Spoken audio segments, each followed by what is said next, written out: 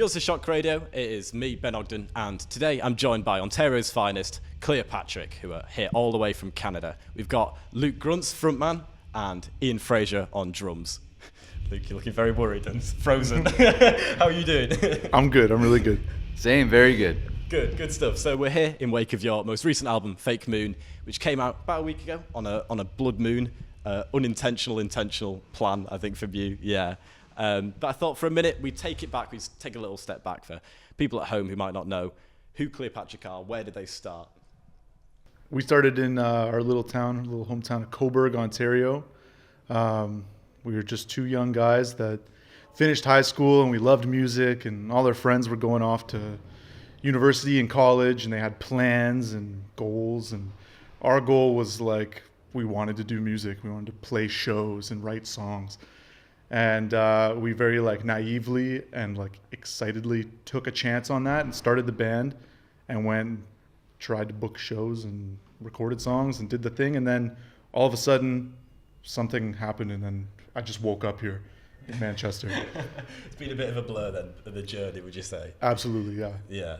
So one thing I've noticed through listening throughout your discography and sort of following along the way as you've been releasing things, you've always managed to keep things pretty fresh. You've always innovated. You've always kept things on the new. So how is it you go about that? How do you approach an album or approach a new song when you're going for it? Yeah, I think I really try and drill down into what feels exciting and what direction I'm being pulled in. I don't try and go in with a set idea of what something should be. I let that kind of be exposed to me by something more divine, which can be kind of tough because when you're not getting that message from the universe, you feel like a total bum.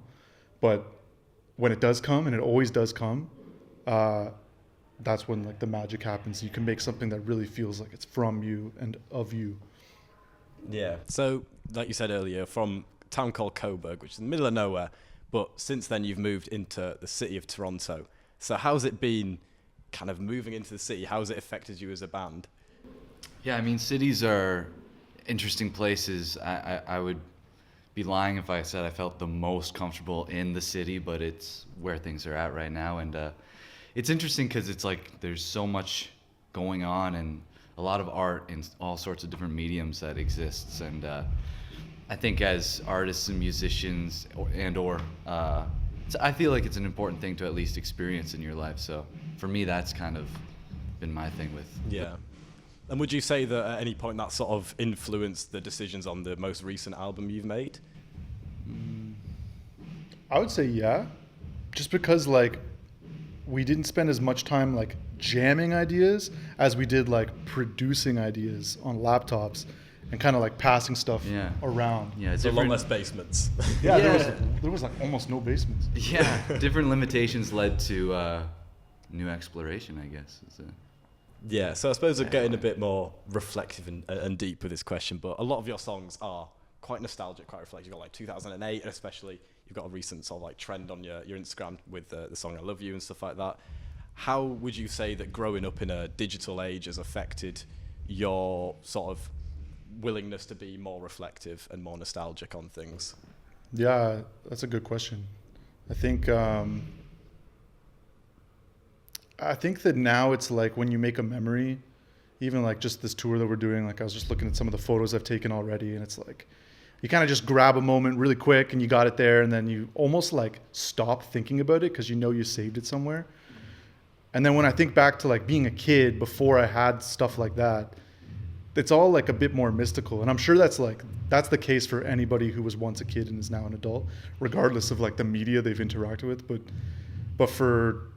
there's part of me that thinks that not having that easy capture or that time capsule of social media or whatever as a kid, as a young man, has made those memories feel so much more special, and then also more out of reach in some ways.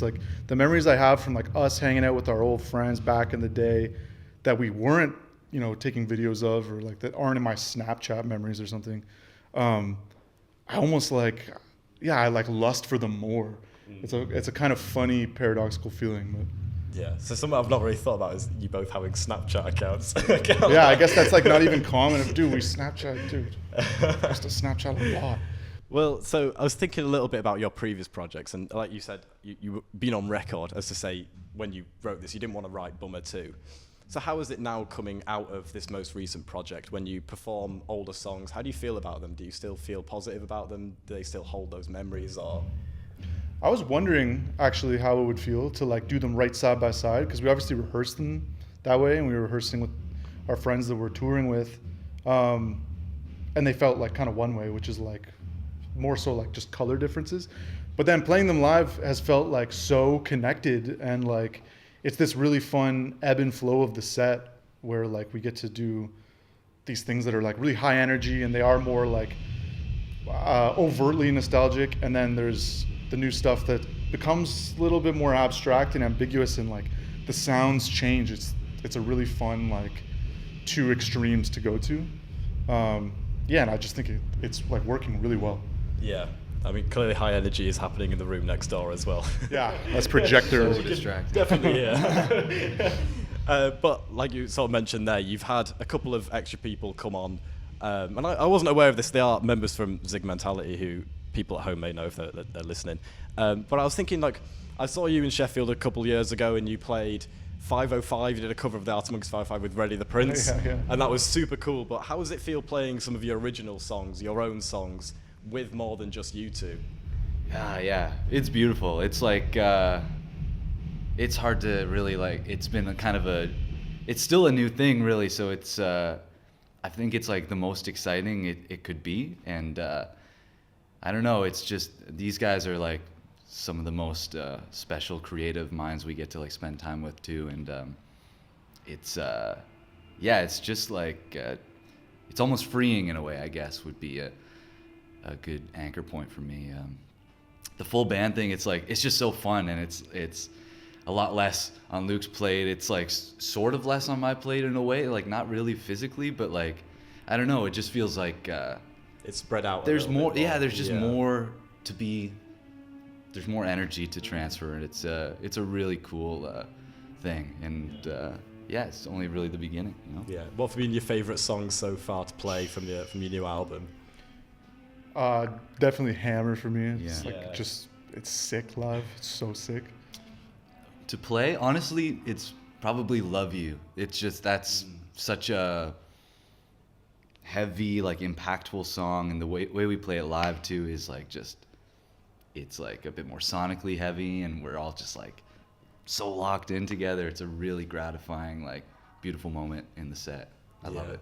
That's beautiful. I mean, the one thing that I've noticed about the Cleopatrick is the community behind it, the fans, they're all very tight-knit, they're all very close. I remember going to 2000 Trees a couple of years ago.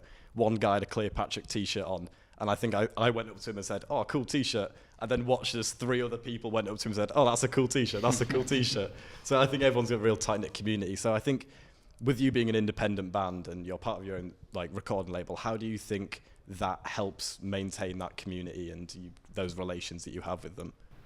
Yeah, I mean, part of it feels so accidental. Like I don't really know how we've wandered into this thing, because like the people really make it what it is. But I guess maybe I could like hypothesize that because we're independent, because things come from like, you know, like something that gets said online by the band, it's like we typed it. There's probably some of that that's like felt on the other end, and then makes people want to be more a part of it. Like it doesn't have this sort of like corporate sheen that some bands can have just because of the way that like the label structure works or whatever. But I don't know, or maybe it's like way more complicated than that.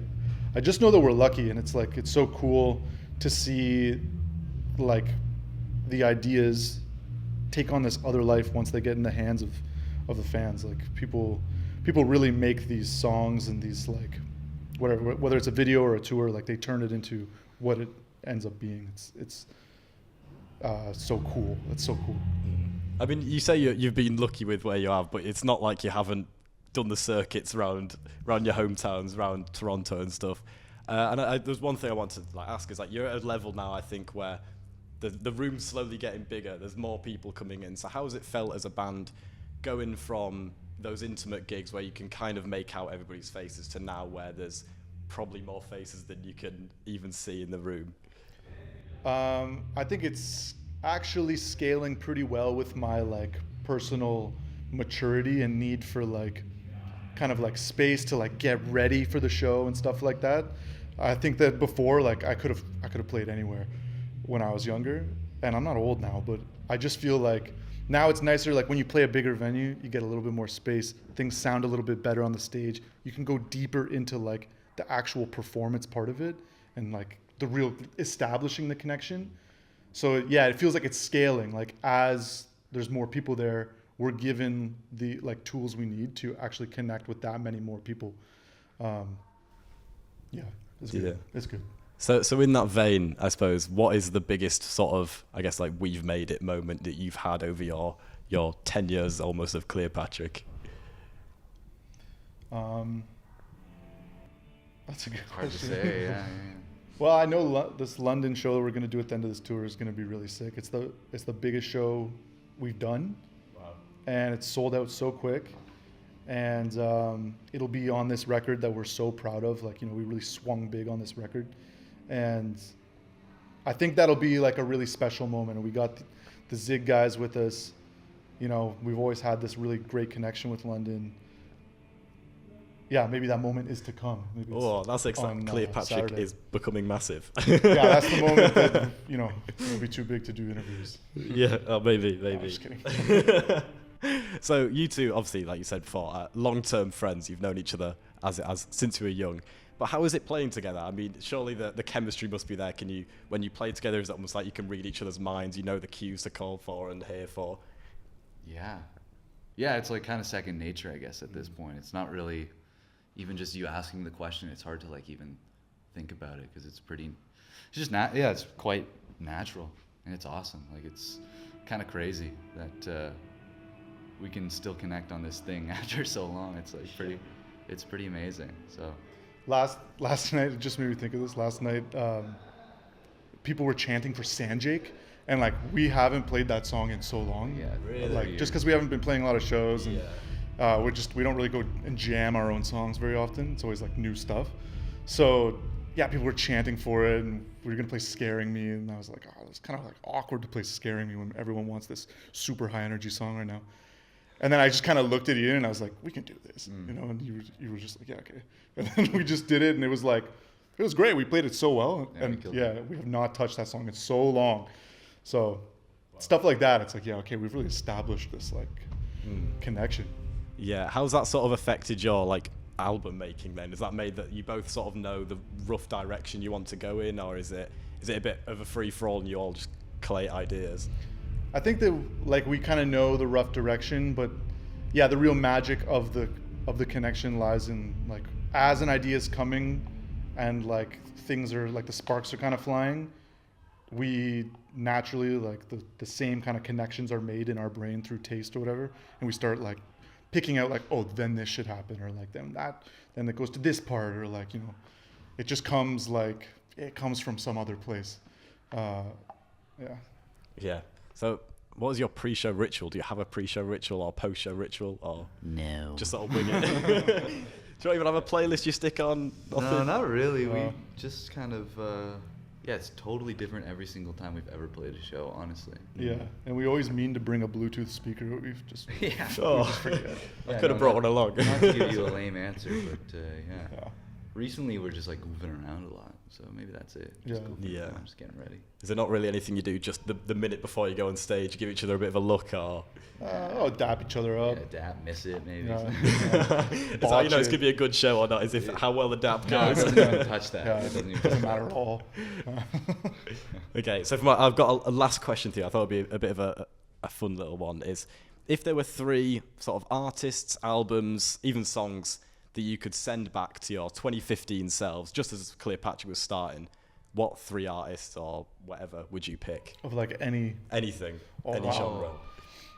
cool. 2016?